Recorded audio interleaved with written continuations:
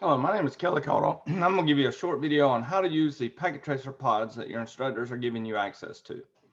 First, you will go to competitions.stanley.edu. That will be in the email sent to you by your instructor. You'll log in using the username and password your instructor has provided. Once logged into the system, you're going to click on New Lab Reservation, and you're going to schedule a lab for yourself. You won't have all the other options I have here because you're not an instructor, but schedule a lab for myself. You will see a class that is listed as your class at your school. Your instructor will give you the name of that course. In fact, you'll probably only see one course, whereas I'm seeing multiple courses. You will click on the class your instructor has told you about. And then for the lab name, you'll just click on using Cisco Packet Tracer. Now, you'll notice it looks like there are only 4 pods available. However, if you will click the arrow on the right, you can see the number increasing here. We have a large number of pods available for you to use. So if the first 4 are in use for some reason, simply scroll over and find a pod that you can use. The red line is the current time. So if I want to start a lab right now, I can actually click right at the red line. I can schedule for up to 4 hours. I'm just going to do it for a couple hours here since this is an example. So I'm going to do 2 hours and 2 minutes and click submit. You'll now notice that I have a reservation that I can enter into. Now I want to show you again this process. So new lab reservation, schedule lab for myself, click on your class, click on using Cisco Packet Tracer, that's the only lab that's available, and then find a pod. Now it's also very important to note that if you know you're going to have time, let's say Friday night, you can go forward and schedule something in the future. So I could schedule a reservation for 6 o'clock on Friday, October 9th. So don't think you can only schedule times right now. You can schedule in the future. The only thing I ask is if you have a future reservation. So let's say, for instance, I go to the 9th and schedule something for 3 a.m. for 50 minutes. I click submit. You'll now see that I have a reservation coming up on the 9th, Friday the 9th at 3:30 a.m. to 4:30 a.m. You also notice that if for some reason I don't have the ability to attend this lab, so I'm not going to be up at 3:30 more than likely to go do this lab. If you find that you've scheduled a lab on the weekend, but you're not going to be able to actually get into the lab and do your labs, please click and cancel that reservation.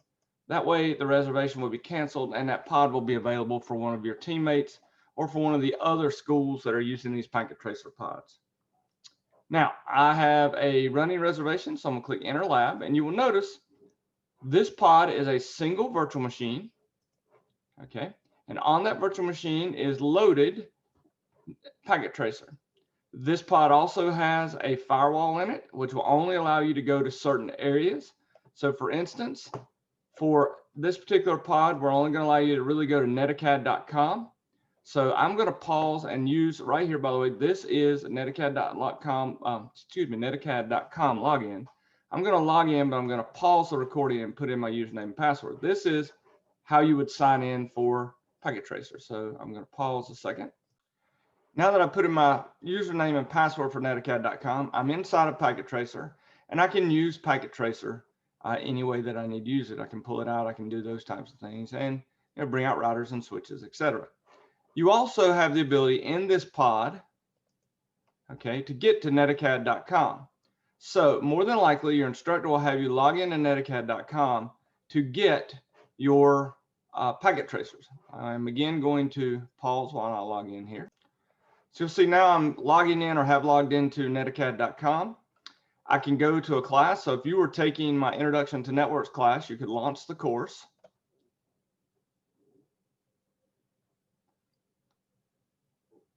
You could go in and you could find the packet tracers, your assignment. So let's say that you're going into, by the way, if you're using any of my course shells, you have to open up the curriculum first before the assignments links will work.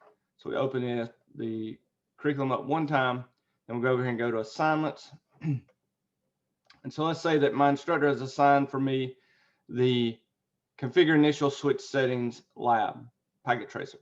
So I go to the packet tracer here, I click on this page 255, it will take me over to that page. Now you'll see that we have the packet tracer. We can click on the download, and you should click open with packet tracer 731. Now if I click OK here, you will now see that it's going to open, and you will be able to use packet tracer.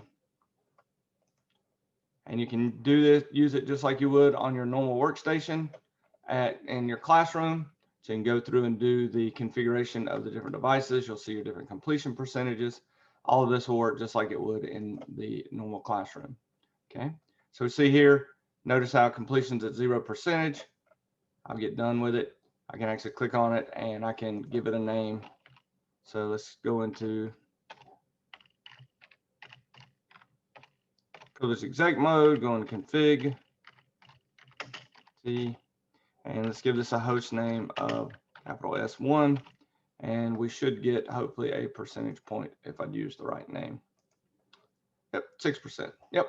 So this, once you complete the lab, you'll go File, Save As, and I have my students save it with the same name as use their last name and put in here. So you put your last name in, click Save, and then you're going to upload this packet tracer to your instructor.